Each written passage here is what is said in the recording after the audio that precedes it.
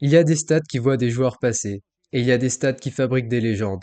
À Édimbourg, quand les premières notes de cornemuse sont jouées et que 67 000 voix s'élèvent, Murrayfield se transforme et le rugby prend une autre dimension. Salut à tous, c'est Revan et aujourd'hui nouvelle vidéo en amont de l'Écosse-France décisif à Murrayfield de cette semaine. J'ai décidé aujourd'hui de remonter dans le temps pour nous plonger dans une des pages les plus folles de l'histoire du rugby écossais. Un moment où tout le cœur et la puissance de l'équipe d'Écosse ont éclaté aux yeux de la planète rugby. Retour le 17 mars 1990 pour la dernière journée du tournoi des 5 nations et c'est une affiche de rêve qui se présente devant nos yeux. Deux équipes invaincues jusque-là dans la compétition avec à la clé un grand chelem pour l'une d'entre elles et une rivalité vieille de plus d'un siècle, que demande le peuple. Les valeureux Écossais emmenés par leur capitaine David Saul et le légendaire arrière Gavin Hastings sont allés gagner au courage en Irlande et au Pays de Galles au bout du bout dans des matchs extrêmement disputés et difficiles et après une victoire nette face à la France, ils sont en passe de réaliser un grand chelem, mais l'adversaire du jour paraît quasi invincible. L'Angleterre arrive sûre de sa force, elle a survolé le tournoi avec 3 victoires nettes de plus de 20 points d'écart.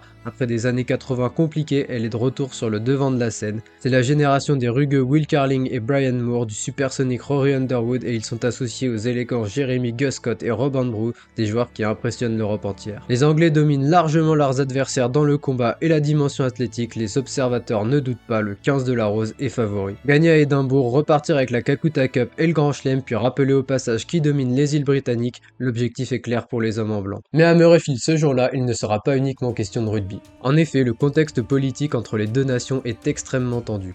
Bien qu'elles soient administrativement liées, faisant partie du même État depuis 1707 avec l'acte d'union, les Écossais développent à partir des années 80 et l'arrivée au pouvoir de Margaret Thatcher un fort sentiment de défiance à l'égard des Anglais. Les politiques libérales de la Dame de Fer passent très mal en Écosse. Le pays, déjà frappé par une profonde désindustrialisation, a le sentiment d'être progressivement laissé de côté par le gouvernement britannique qui réduit drastiquement les plans d'aide, d'investissement et de développement de services publics sur le territoire écossais. Margaret Thatcher s'attaque aux syndicats de travailleurs et accélère le déclin des industries historiques du pays au profit du secteur tertiaire. De nombreux Écossais perdent leur emploi et pour couronner le tout, elle instaure en 1989 en Écosse un impôt local forfaitaire, la poll tax, où chaque adulte, indépendamment de la valeur de son logement et de ses revenus, doit payer la même somme, fixée selon la commune de résidence. Cet impôt est perçu comme profondément injuste par la population écossaise, le fait qu'il soit d'abord expérimenté en Écosse avant d'être étendu au reste du Royaume-Uni finit de rompre la relation de confiance avec Londres. Quelques mois plus tôt, le match de foot annuel entre Anglais et Écossais avait été annulé suite à des affrontements entre groupes de supporters et par peur de débordements en amont du match. Les mouvements indépendantistes écossais sont considérablement renforcés et ce match de rugby, dernier affrontement possible entre les deux nations, se verra alors attribuer une dimension hautement politisée. Le stade devient alors bien plus qu'une enceinte sportive et les 50 000 spectateurs savent déjà qu'ils sont à quelques minutes de voir une confrontation qui fera date dans l'histoire. Conscient de l'enjeu énorme du match, David Saul, le pilier et capitaine écossais, galvanise ses troupes dans le vestiaire. Ils doivent le faire pour le peuple écossais, ils sont chez eux, les Anglais doivent le comprendre. Dans cette optique, il laisse astucieusement entrer les Anglais en premier sur le terrain sous les huées du public de Murrayfield. Et quelques instants plus tard, ils entrent à leur tour sous les acclamations. La marche lente, le visage fermé et déterminé, la bataille psychologique est déjà lancée. Après le God Save the Queen anglais, il va alors se passer quelque chose d'historique cet après-midi de mars 1990.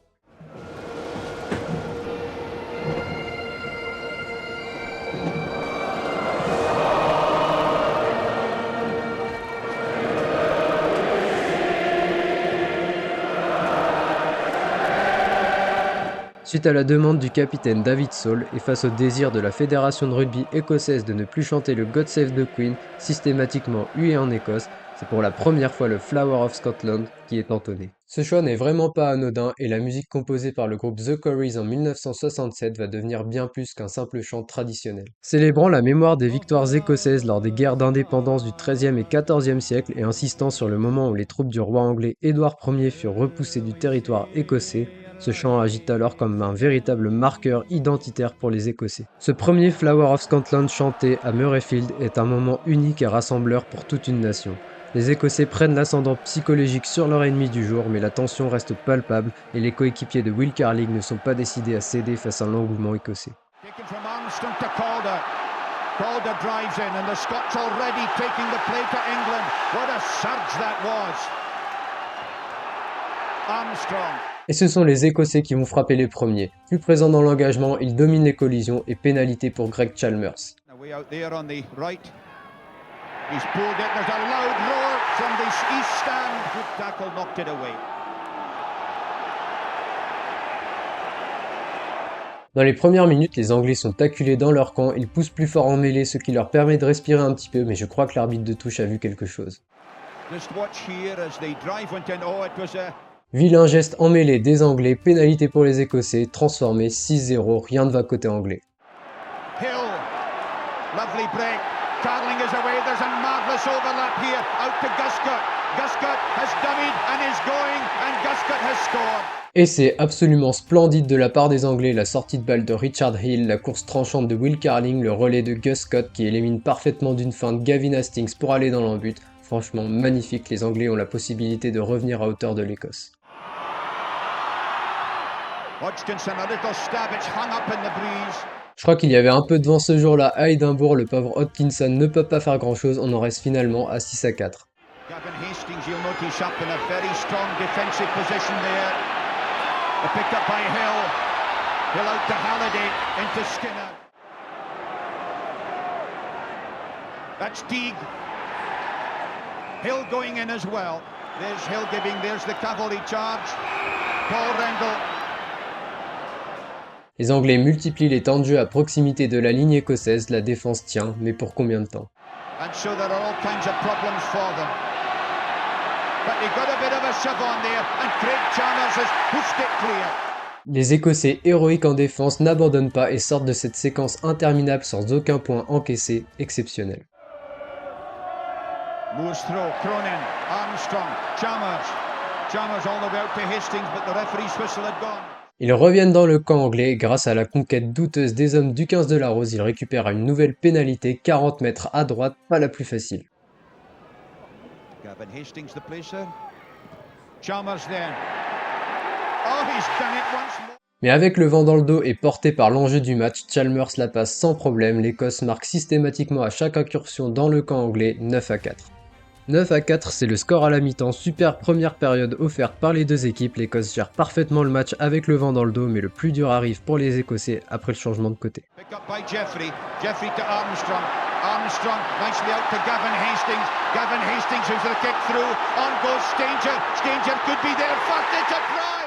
Les Écossais remontés frappent les premiers dans ce deuxième acte, magnifique débordement puis coup de pied par-dessus de Gavin Hastings qui recentre magnifiquement son ailier Tony Strangers. Murrayfield explose de joie avant la transfo, c'est fou.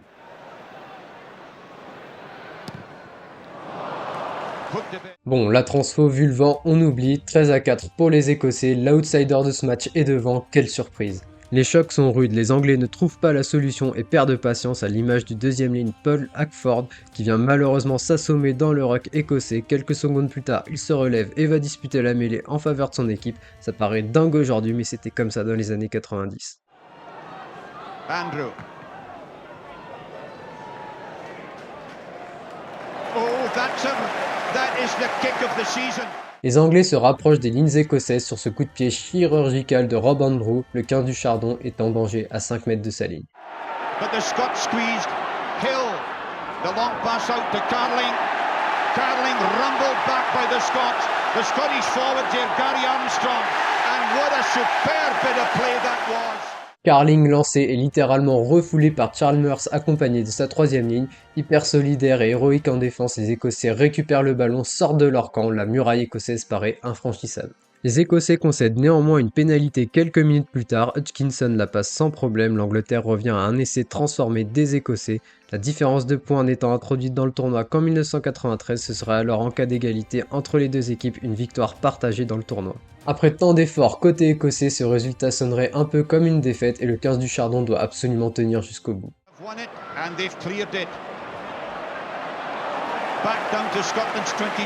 Rob Andrew occupe parfaitement le camp écossais et les Anglais remettent une nouvelle fois la pression sur leurs voisins. Hill, Andrew, Carling out there to Rory Underwood. Underwood brilliantly tackled by Scott Hastings. That was a try-saving tackle. Après une magnifique course d'Underwood, la transmission n'est pas assurée pour Hodgkinson suite au superbe plaquage aux jambes de Scott Hastings. Comme l'impression que chaque tentative est vouée à l'échec face à une telle défense. Hill, Andrew, Carling, there's a loop on here. Carling half tackle. Carling again. Feeding on on to Andrew, there's a chance here, Hodgkinson, out to Bailey, Bailey inside, chased by Stanger, Stanger with the tackle. Magnifique séquence des Anglais à quelques minutes de la fin, franchement la précision, l'intensité après autant de minutes de jeu, c'est exceptionnel, mais encore une fois les Écossais gèrent parfaitement la profondeur, ne paniquent pas, ceci dit ça fait encore une balle de match pour les Anglais à quelques secondes de la fin.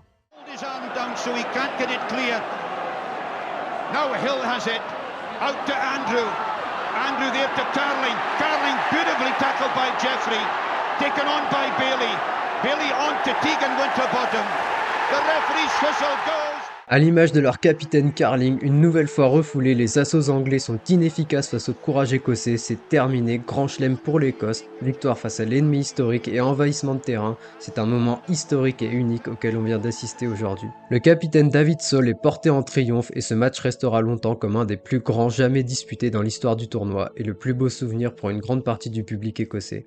Même si ce match a parfois légèrement été entaché, comme l'a dit David Saul, d'un sentiment anti-anglais au-delà d'une rivalité sportive saine, le capitaine Carling restera très classe et le définira comme le meilleur exemple de ce qu'il peut se passer lorsqu'un joueur écossais enfile le maillot de l'Écosse et en particulier quand le match se joue à Murrayfield. Mais l'histoire ne s'arrêtera pas là entre ces deux équipes et ces deux générations puisqu'ils vont nous donner une demi-finale exceptionnelle de Coupe du Monde l'année suivante, mais bon, je vous en dis pas plus, on garde ça pour une prochaine fois. Suite à ce match, le Flower of Scotland sera définitivement adopté comme hymne de l'Écosse lors des matchs de rugby et il en sera de même pour l'équipe nationale de football quelques années plus tard. Parfois remis en question pour ses paroles jugées trop guerrières et anti-anglaises, il fait désormais entièrement partie de l'imaginaire du Six Nations et on voit difficilement comment les spectateurs du rugby que nous sommes pourraient s'en passer tant il est ancré dans le cœur des fans du monde entier. L'Écosse est une petite nation mais une nation immense dans l'histoire du rugby.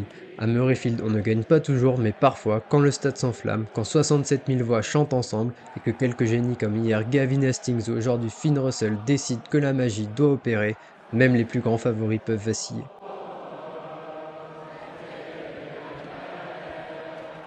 On en arrive donc à la fin de cette vidéo sur ce Écosse-Angleterre en 1990, un match chargé d'histoire et énormément important pour l'équipe d'Écosse. J'espère en tout cas que cette vidéo vous aura plu, que vous avez aimé, n'hésitez pas à me le dire dans les commentaires, à liker et à vous abonner. Sur ce, moi je vous souhaite évidemment de très bons matchs pour le prochain week-end de Six Nations. On se retrouve très bientôt pour d'autres vidéos, c'était Revan. Salut!